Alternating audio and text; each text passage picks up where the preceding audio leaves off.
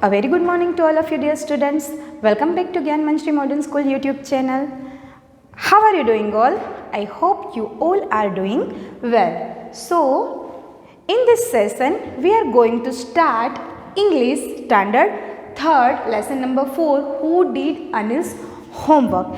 And in our previous session we have already completed the lessons explanation. So today we are going to start the exercises. Okay, so कुछ बच्चों की exercises भी complete हो चुके हैं. Question number 1 and hard word and glossary word हो चुके हैं. ठीक है, मैं एक बार फिर से ग्रुप में आपको इस लेसन के हार्ड वर्ड सेंड कर दूंगी, तो आप अच्छे से उसको देखना, सारे स्पेलिंग को अच्छे से लर्न करना और लेसन को भी अच्छे से समझने की ट्राई करना. ठीक है, सो in class 3B we have already completed the exercise question number 1 और क्लास 3A के लिए वो बाकी है. सो आज का ये वीडियो जिसके अंदर क्वेश्चन नंबर 3A के लिए क्वेश्चन नंबर 1 रिवीजन है, ताकि आपको अगेन वो थोड़ा सा रिवाइज हो जाए, और 3B के लिए ये न्यू है तो अच्छे से ध्यान देकर देखना. ठीक है, so we are going to start with the exercises. Question number 1, and the question number 1 is read the given sentences, then answer the questions that follow in complete sentences. Okay, so here हमें 2 lines दी गई है from the chapter.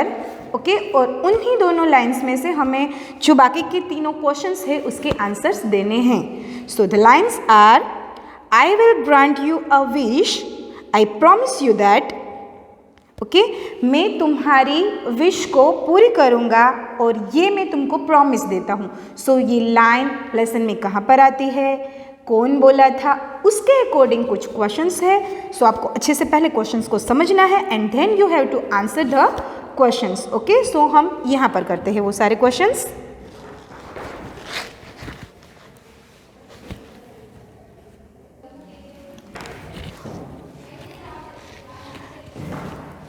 मैं एक बार फिर से आपको कह देती हूँ कि ये लेसन हमने स्टार्ट कर दिया था, तो जिसके भी हार्ड वर्ड्स बाकी है वो पहले मैंने जो हार्ड वर्ड्स आपको भेजे हैं वो अच्छे से देखकर लेसन में लिख ले, लेसन की स्टार्टिंग में. देन ग्लोसरी वर्ड्स लिख ले, वो सब हमने एक्सप्लेनेशन क्लासरूम में करवा दिया है. एंड देन न्यू पेज से ही एक्सरसाइज स्टार्ट करें. यू ऑल नो कि मैंने किस तरह से आपको क्लासरूम में कहा था कि आपको फेयरबुक में किस तरह से लिखना है, तो सेम वैसे ही लिखे. ठीक है, and the lines are question number 1, और उसकी जो लाइन्स है वो मैं यहाँ पर लिख रही हूँ. मैं यहाँ पर अगर आंसर भी लिखूँ फिर भी आपको टर्म बुक में से देखकर क्वेश्चंस एंड आंसर्स दोनों ही लिखने हैं. ठीक है, कोई भी ओनली आंसर्स नहीं लिखेगा, पहले क्वेश्चन भी लिखना है एंड देन उसका आंसर तब ही लिखना है. And the lines are,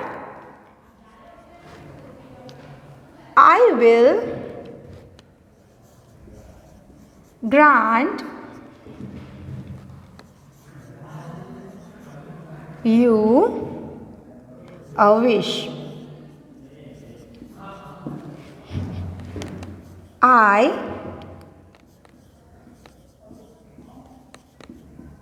promise you that. Okay, so ये लाइन थी हमारे लेसन में, मे बी आप सभी को याद ही होगी कि ये लाइन कौन बोला था. ठीक है, and from this line the questions are, question number A, who said this, who said this to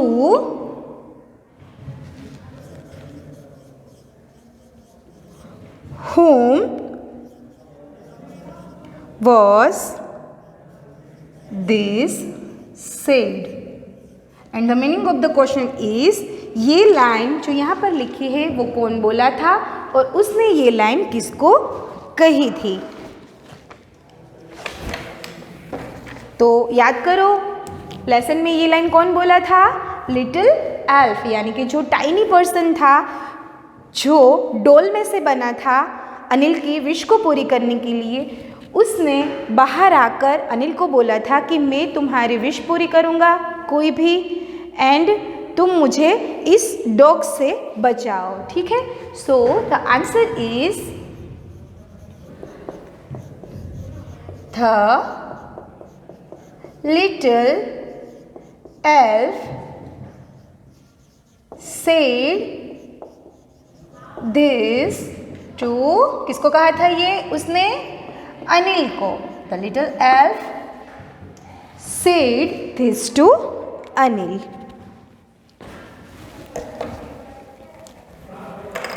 अभी question number B.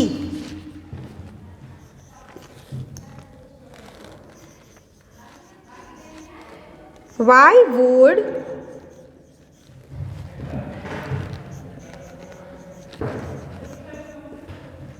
the speaker grant a wish? What did he want?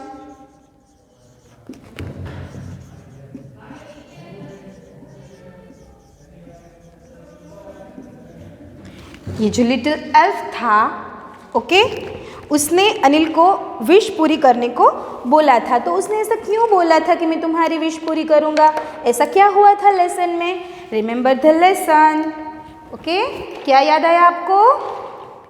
The speaker would grant a wish to, क्योंकि जो अनिल है उसने little elf को dog से बचाया था. ठीक है, so the answer is the speaker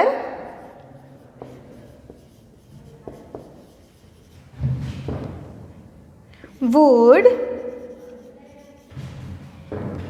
grant a wish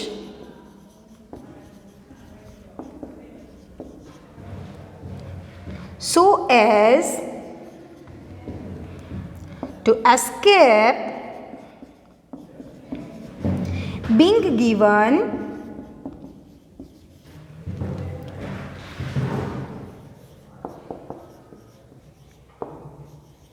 back to Anil's pet dog. देखिए यहाँ पर एक वर्ड यूज हुआ है स्पीकर. सो हियर स्पीकर कौन है? सेंटेंस में स्पीकर कौन है? तो आपको ये याद रखना है कि जो भी हमारा क्वेश्चंस है, यानी कि ये हमारा क्वेश्चन है मेन, कि ये लाइन कौन बोल रहा है, तो जो बोलने वाला है लाइन को उसको बोलते हैं स्पीकर. ओके, तो स्पीकर ने अनिल को ऐसा प्रॉमिस क्यों किया कि वो उसको विश पूरी करेगा? सो हमने लेसन में देखा था कि अनिल ने उसको डॉग से बचाया था और स्पीकर ने उसको ये बोला था कि अगर तुम मुझको इससे छुड़वा दोगे डॉग से तो मैं तुम्हारी कोई भी एक विश पूरी करूँगा. ठीक है, so here is the answer of question number B. Now we are going to question number C, and it is, did the speaker grant the wish? Question number C, did the speaker grant the wish? Speaker यानी कि वो जो little elf था वो, क्या उसने अपने promise के अकॉर्डिंग विश पूरी की थी? Yes, the speaker granted the wish. Yes, क्योंकि एल्फ ने अनिल को दिया था ना, अनिल ने उससे विश की थी कि भाई तुमको मेरा होमवर्क नेक्स्ट 35 डेज तक करना है, और एल्फ ने ऐसा किया था. So he granted Anil's wish, and the answer is yes, the speaker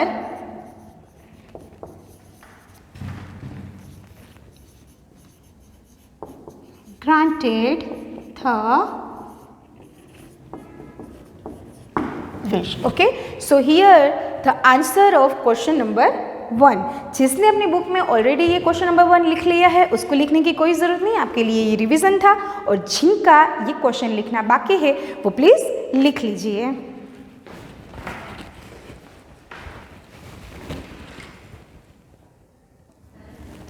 Okay students, so now we are going to move forward to question number 2, and the question is try and answer these questions in a sentence or 2.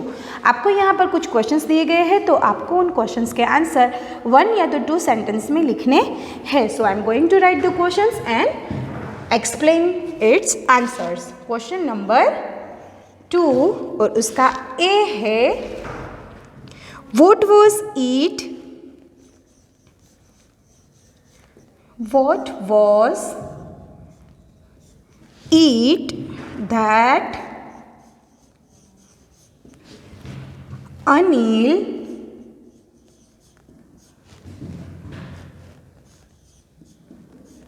did not like to do and why? ऐसा क्या था जो अनिल को करना अच्छा नहीं लगता था और क्यों नहीं लगता था? Okay, and the answer is, क्या था ऐसा जो अनिल को करना अच्छा नहीं लगता था? होमवर्क। यस, अनिल को कभी भी होमवर्क करना अच्छा नहीं लगता था, उसको खेल कूद ही अच्छा लगता था। ठीक है, so the answer is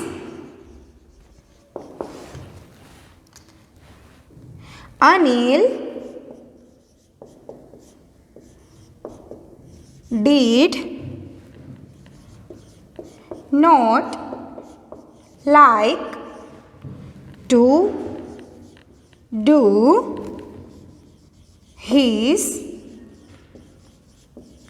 homework because he found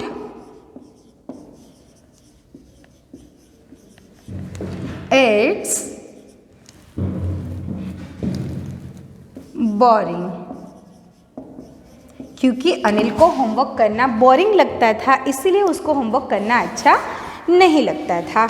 so he did not like to do his homework. Now question number B, and the B question is name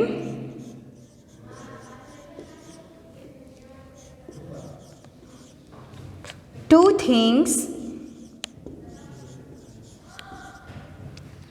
that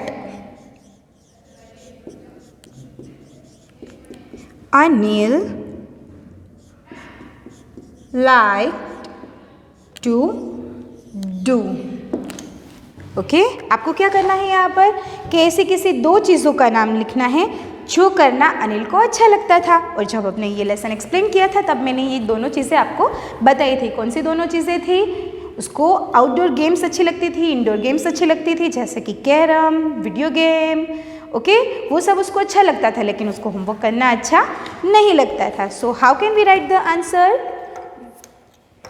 हम लिखेंगे Anil like to play cricket, carrom, video games. लेकिन देखिए यहाँ पर question में आपको किसी two things, okay, किसी दो ही गेम्स के बारे में लिखना है। सो आप आपकी चूज़ की कोई भी दो गेम्स लिख सकते हो, या तो फिर मैंने यहाँ पर जो लिखे है उसमें से भी कोई दो लिख सकते हो। Anil like to play cricket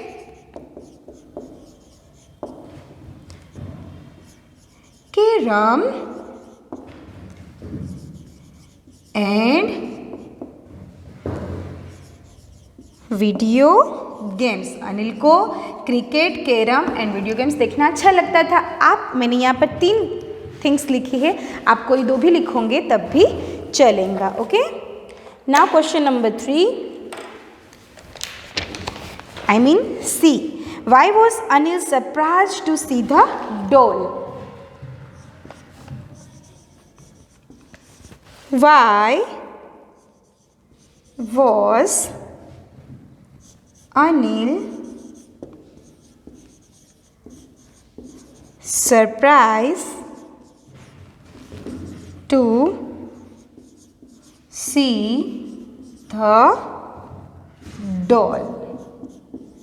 यानी कि डोल को देखकर अनिल सरप्राइज क्यों हो गया, आश्चर्य में क्यों पड़ गया? क्यों पड़ गया? वी ऑल नो दैट कि वो जो छोटी सी डोल थी वो एक टाइनी पर्सन, एक वीच, ओके, एक राक्षस जैसा इंसान छोटा सा बन गया था। और अगर हमारे घर में कोई डोल है और वो चलने बोलने लगे तो ऑब्वियसली हम भी सरप्राइज हो जाएंगे। सो इसी वजह से अनिल भी सरप्राइज हो गया था। ठीक है, so we can write the answer like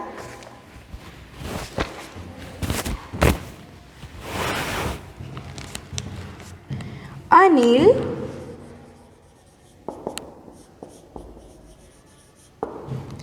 was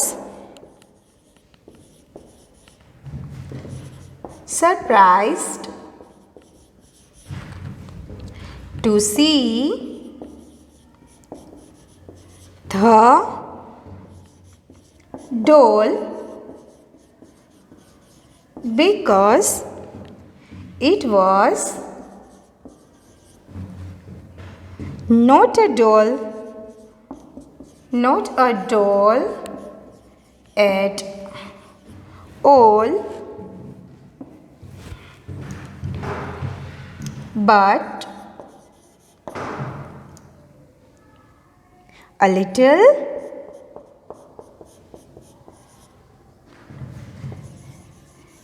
elf. Elf means tiny person, छोटा इंसान, क्योंकि वो अब डोल में से एक छोटा इंसान बन गया था। That's why Anil was surprised.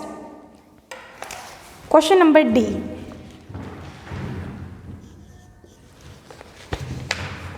what did Anil want the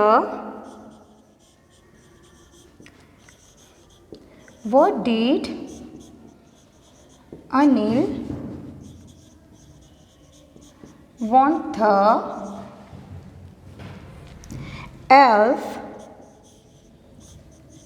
to do and for how long?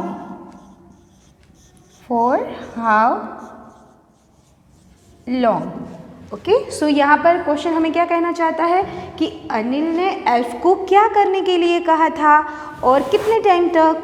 Okay, सो याद करो लेसन क्या था उसमें। अनिल ने एल्फ को अपना होमवर्क नेक्स्ट 35 डेज तक करने के लिए कहा था। Okay, so answer is Anil wanted the elf to do all his homework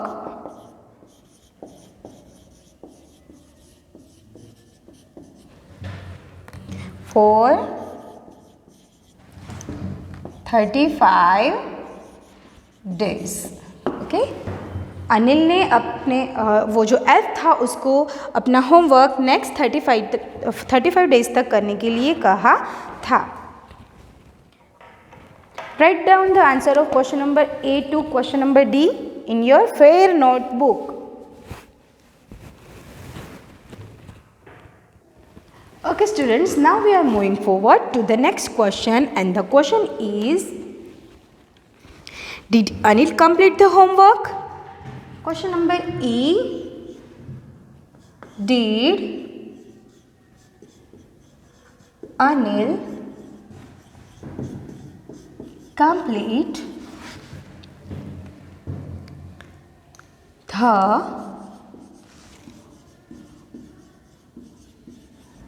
homework? क्या अनिल ने होमवर्क कंप्लीट किया था? किसने किया था होमवर्क कंप्लीट, एल्फ ने या अनिल ने?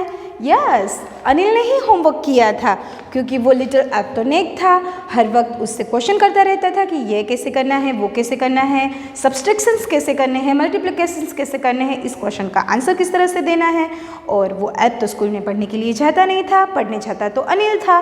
तो क्या होता था कि अनिल को ही उसको हर वक्त बताना पड़ता था कि भाई सब्सट्रैक्शन ऐसे करो, एडिशन के सम्स इस तरह से करो, मल्टीप्लिकेशंस के सम इस तरह से करो। और उसको सिखाते सिखाते वो थक हार कर बेचारा खुद ही कर लिया करता था। सो इसी तरह से ये हो जाता था कि उसको ऐसा लगता था कि एल्फ उसका होमवर्क कर रहा है, लेकिन इनडायरेक्टली वो अपना होमवर्क अपने आप ही करता रहता था. ठीक है, so we can write the answer like yes, Anil completed the homework. Yes, Anil completed the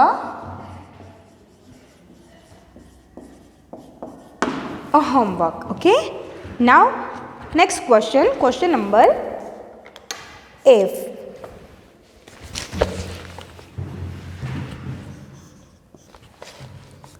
How did Anil feel on the last day of school? How did Anil feel on the last day of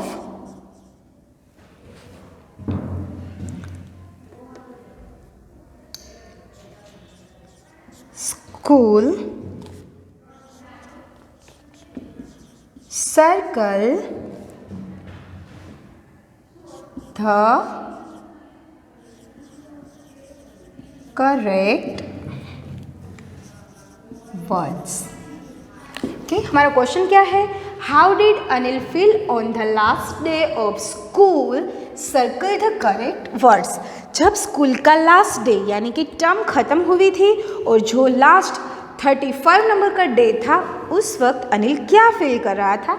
यहाँ पर आपको कुछ words दिए हुए हैं और उस word के ऊपर आपको सर्कल करना है जो अनिल फील कर रहा हो वो. And the words are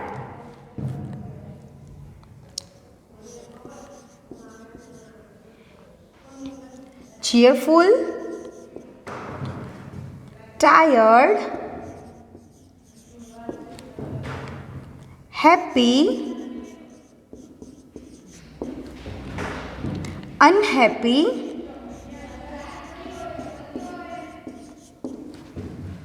active, angry, and the last one is bright. तो ये सारे मतलब ये जो सारे वर्ड्स है उसमें से कौन सा वर्ड ऐसा है जो फील अनिल कर रहा था? चीयरफुल यानी कि एकदम खुश, उत्साह, ओके, आनंदित. टायर्ड यानी कि थका हुआ. हैप्पी यानी कि खुश. अनहैप्पी यानी कि दुखी. एक्टिव यानी कि एकदम से ही जो कार्यरत हो, कार्यशील हो ऐसा. एंग्री यानी कि गुस्से. एंड ब्राइट यानी कि एकदम ब्राइट, तेजस्वी. ओके, सो क्या वो फील कर रहा था इन सभी में से? जो पॉजिटिव वर्ड्स है वो सारे, यानी कि चीयरफुल, यस, वो चीयरफुल फील करता था क्योंकि अपना होमवर्क खुद करने की वजह से उसको सब कुछ आने लगा था. एग्जाम्स में भी उसके अच्छे मार्क्स आने लगे थे और जो सारे टीचर्स थे, स्टूडेंट्स थे, वो उन सब का रोल मॉडल बन गया था. उसके पेरेंट्स भी हैरान हो गए थे कि इतना बड़ा चेंजेस अनिल में आ कैसे गया.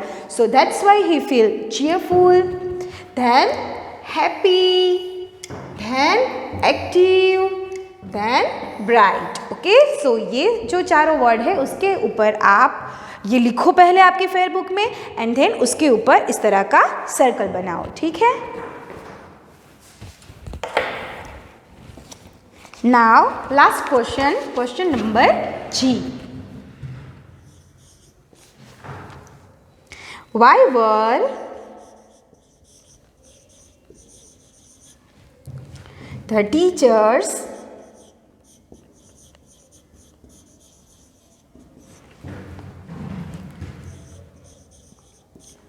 surprised at Anil? अनिल के जो सारे टीचर्स थे वो अनिल से सरप्राइज क्यों हो चुके थे? सो क्या आएगा इसमें?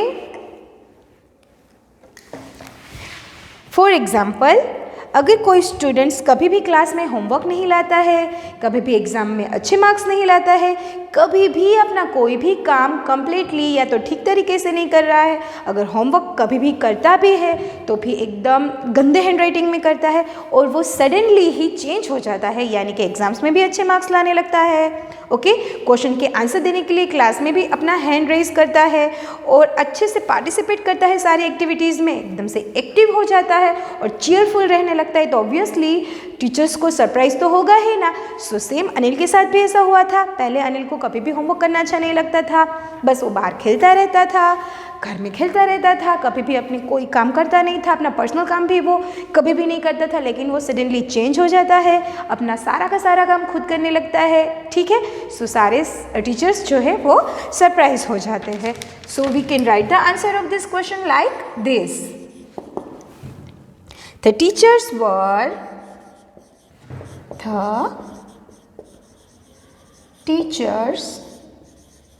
were surprised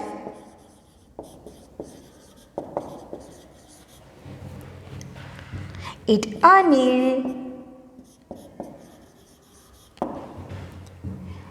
because he got very good marks। Okay, regularly homework करने की वजह से उसके मार्क्स भी अच्छे आने लगे थे। That's why teachers was surprised. Please write down the answer of those all the questions. Okay students, now we have completed exercise में क्वेश्चन नंबर आंसर का question number 1 and question number 2. Now we are moving forward to very next question on page number 32. Let's build words. Okay, let's build words.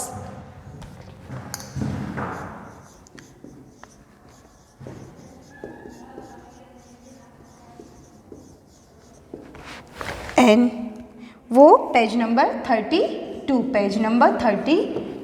Okay, so यहाँ पर हमें क्या करना है, match meanings with words in text. यहाँ पर आपको कुछ सेंटेंसेस दिए गए हैं और सेंटेंसेस में कुछ वर्ड्स के नीचे अंडरलाइन की गई है, ठीक है।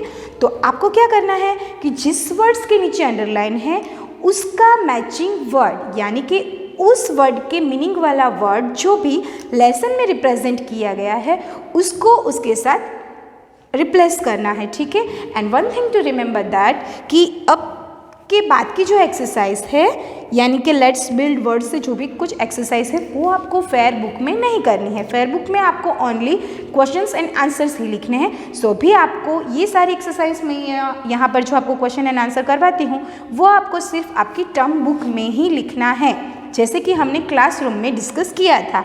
आई होप कि आप सभी को याद ही होगा, ठीक है। So please don't write in your fair book, right only in your term books. Okay, question number 1 है इसका, replace the underline words with one from the lesson. यानी कि जिस तरह से मैंने आपको बताया कि अंडरलाइन किए हुए वर्ड्स की जगह पर आपको लेसन में जो वर्ड यूज़ हुआ है वो लिखना है। मैं यहाँ पर अंडरलाइन की जगह पर जो वर्ड आपको लिखना है वही लिखूँगी, ठीक है, क्योंकि जो लाइन्स है, जो क्वेश्चंस है वो ऑलरेडी आपकी टर्म बुक में दिए हैं, right. So let's start with the first, जिसका ए है, the old man had a face that was full of lines. Old man का जो चेहरा है वो फुल ऑफ लाइन्स, यानी कि मैंने आपको क्लास में भी एक्सप्लेन किया था कि अगर सपोज़ कि एक कपड़ा ले लो आप, और जैसे कि ये कपड़ा है और इस कपड़े को इस तरह से आप कर दो, ओके, और फिर इसको खोलो तो इसके अंदर लाइंस बन जाती है, ठीक है, लाइंस बन जाती है। धुले हुए कपड़ों के ऊपर भी लाइंस बन जाती है, राइट। तो वो लाइन बने हुए कपड़ों को अच्छे करने के लिए आपको उसके ऊपर आयरन करना पड़ता है। तो वो जो लाइंस होती है उसको क्या बोलते हैं, रिंकल्स। क्या बोलते हैं, wrinkles. Usually wrinkle word use होता है झुर्रियों के लिए, चेहरे पर झुर्रियाँ पड़ जाती है ना, उस तरह से। सो यहाँ पर जो स्पीकर है वो इस लाइन के थ्रू हमें ये कहना चाहता है कि अगर हम अनहैप्पी हो या तो कुछ ऐसा हो हमारे साथ कि जो हमें अच्छा ना लगे, तो हमारा फेस कैसा बन जाता है, एकदम लाइन वाला, एकदम हमारी भवें खींच जाती है और जो फेशियल एक्सप्रेशंस जो आ जाते हैं वो लाइक रिंकल जैसे, ऐसे अगर कपड़े को इस तरह से हम मुट्ठी में लेकर दबा दे तो कपड़े के ऊपर जो लाइन बन जाती है, वैसे ही अगर हमारे चेहरे के ऊपर लाइन बन जाए तो वो कब बनती है कि जब हमें किसी भी बात के लिए कोई हानि पहुँचे या दुख हो तब। तो हम ये जो वर्ड है फुल ऑफ लाइन्स की जिसके नीचे अंडरलाइन की गई है, ठीक है, तो उसकी जगह पर हम कौन सा वर्ड रख सकते हैं, रिंकल्ड। ओके, ये वर्ड हमारे लेसन में भी था। ओके, सो जो रिंकल किया हुआ वर्ड, सॉरी जो लाइन किया हुआ वर्ड है क्वेश्चन नंबर 1 का a full of lines. Okay, सो इसका आंसर क्या आएगा, रिंकल्ड। तो आपको उसके एग्जैक्टली नेक्स्ट यानी कि बाजू में ही लिखना है रिंकल्ड, दैट्स इट, बस इतना ही करना है। Now question number B, and the question is the thief pulled out the purse from the woman's hand and ran away. Okay, जो thief था यानी कि जो चोर था उसने वुमन एक औरत के हाथ में से पर्स को लेकर खींचा एंड रन अवे यानी कि भाग गया। सो यहाँ पर हमारा अंडरलाइन किया हुआ वर्ड है पुल्ड आउट,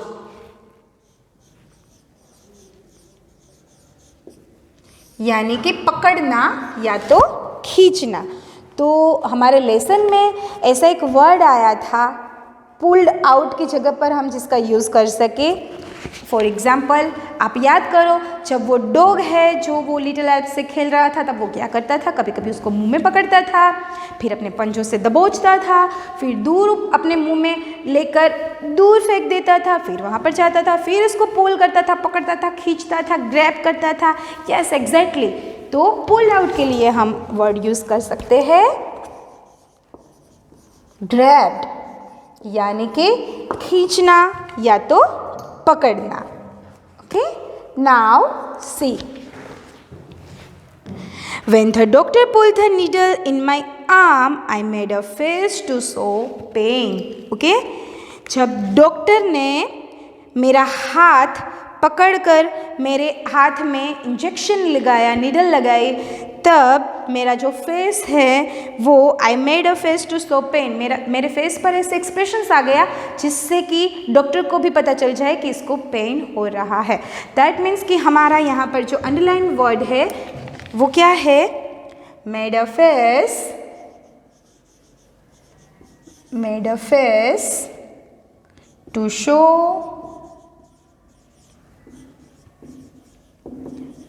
पेन। ओके, तो इसके लिए हम कौन सा वर्ड यूज़ कर सकते हैं, यस हमने ग्लोसरी में देखे थे वो तीनों वर्ड्स जिसका यूज़ हम इसके लिए कर सकते हैं। ठीक है, तीनों का मीनिंग सेम ही होता है।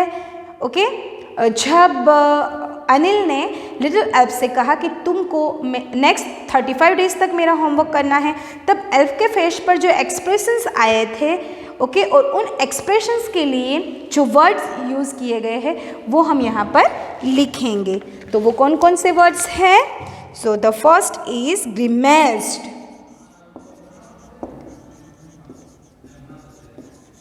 The second word is scowled, and the third word is pursed lips.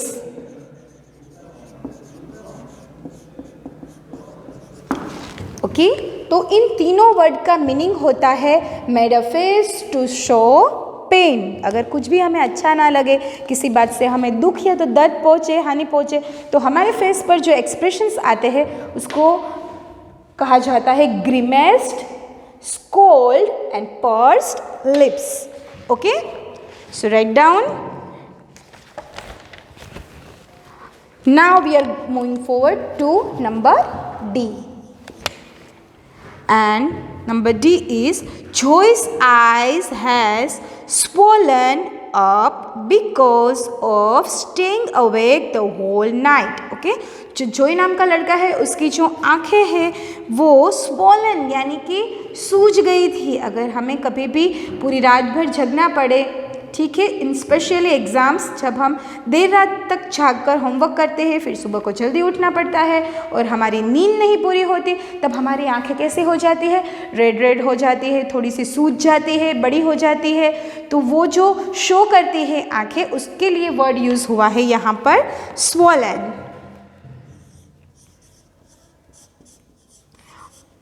Okay, और स्वॉलन आइज के लिए जो वर्ड लेसन में यूज हुआ है वो क्या है, puffed. PUFFED,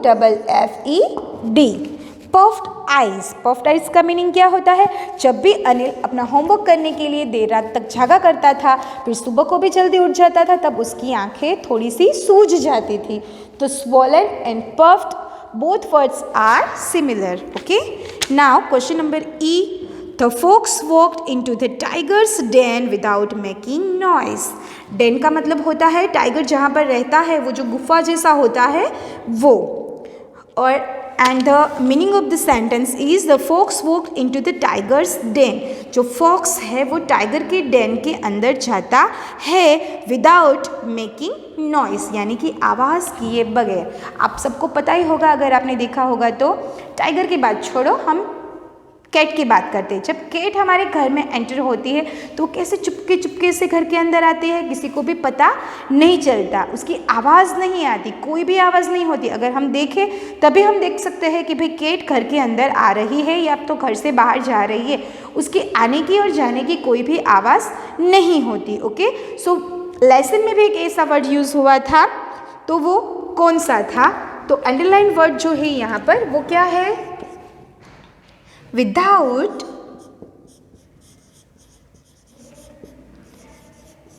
making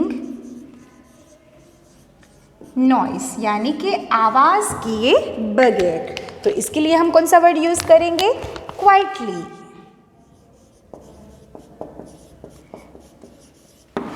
Quietly's meaning is same, without making noise. So here our question number 1 from Let's Build Words is completed. Okay, write down in your notebooks. Write down in your term books. Okay students, so here I am going to end this session.